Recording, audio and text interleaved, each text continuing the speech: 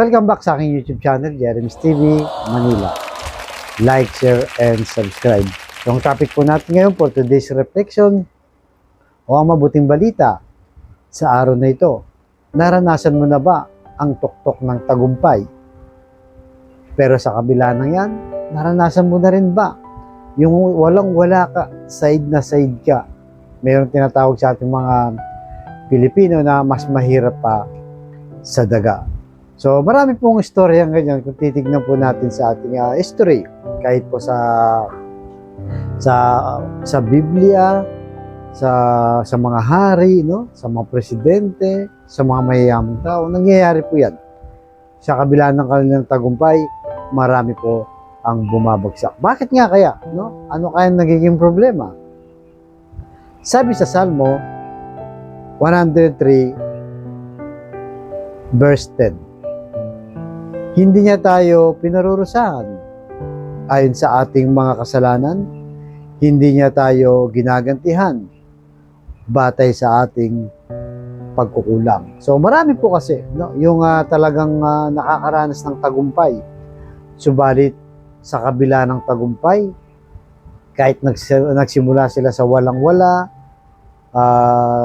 unti-unting umahon sa buhay, hanggang sa nakamit na nila ang kanilang mga pangarap, hanggang sobra-sobra pa ang kanilang natanggap na biyaya. Subalit ang kapalit na niyan, siyempre dahil nga mayaman ka na, kaya mo na mag-travel, bumibili ka na ng mga mahaling gamit, mga sasakyan, ng mga property, nalulunod po, no? Nalulunod ang iba sa tagumpay. Dahil sa kanilang pagkalunod, dahil abala sila, busy sila, wala na pong panahon o hindi na nila naalala ang Diyos. Hindi na marunong magsimba, hindi na marunong manalangin. Puro happy-happy na lang kasi nga naman nasa rurok ng tagumpay.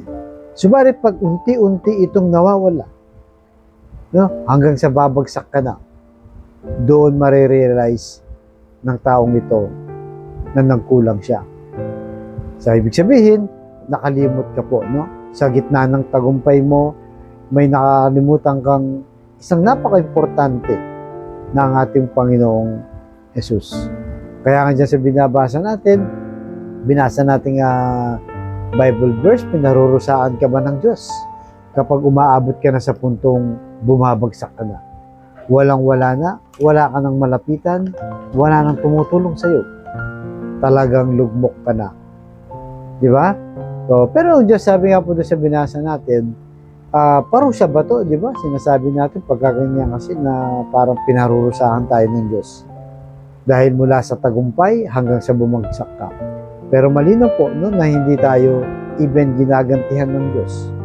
Kumbaga tinatapik ka lang, ginigising ka lang, wake up call lang, na teka muna anak, mukhang nakalimutan mo na ako dahil sa iyong tagumpay. Katulad din siya ng prodigal son o yung alibugang hanak, di ba? Popular po na kwento sa Old Testament na kung saan ang kanyang anak, ang isang anak na ito, kinuha na yung kanilang mana, tapos nilustay, no? Nag-happy-happy, nakalimutan ng kanyang mga magulang, kapatid, hanggang sa naubos ng kanyang kayamanan, hanggang sa walang-wala na. Ultimong pagkain na, di ba? Pagkain pa ng mga baboy. Kaya naisip niya, sabi niya, naku, balik na lang ako sa aking ama, mabait yun. At maraming pagkain doon.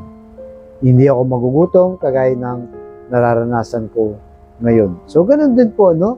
Ang ating Diyos, sa kabila ng nakulang tayo, nakalimot tayo, nagkasala tayo, hindi po yan binibilang ng Diyos.